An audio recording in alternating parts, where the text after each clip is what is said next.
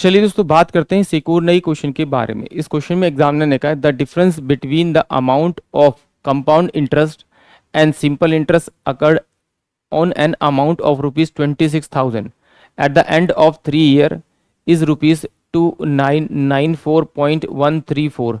What is the rate of interest, यानी इसका rate of interest examiner ने पूछा है। तो इस क्वेश्चन को करने के दो तरीके हैं। एक तरीका तो यह है कि भाई मुझे मालूम है कि P1 प्लस का R बाय में 100 की पावर में 3 माइनस का P करूंगा तो कंपाउंड इंटरेस्ट आ जाएगा, माइनस करूंगा P इंटू में R इंटू में T, टाइम मुझे 3 ईयर देगा, 3 बाय में 100 इजकल टू क्या आ जाएगा, बराबर किसके होगा आपके 2994.134 के बराबर होगा। इसको सॉल्व करूंगा तो मेरे को मेरा आंसर मिल जाएगा, क्योंकि मुझे प्रिंसिपल अमाउंट दे रखा है, यानी 26,000 मुझे दे रखा है आपका। इसे सॉल्व करूंगा तो मेरा आंसर आ जाएगा।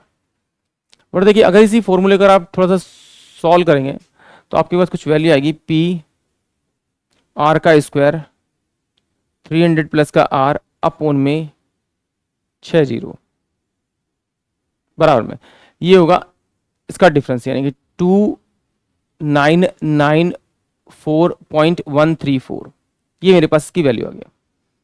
अब जब मैं इसमें इसकी वैल्यू रखूंगा तो मेरे पास में 26,000 आएगा आपका ये, इनटू में R की वैल्यू मुझे पता नहीं है, तो 300 प्लस का R होगा मेरे पास में आपका, इन 3 जीरो से मैंने 3 जीरो उड़ा दी, ये 3 जीरो हो जाएगा तो ये कट जाएगा वैल्यू।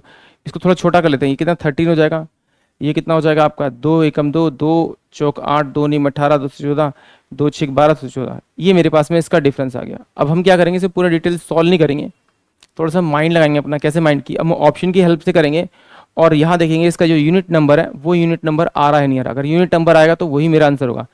17 का स्क्वायर होता है आपका 289, तो इसका मैं यूनिट नंबर लूंगा तो मेरे पास में कितना आएगा आपका 9।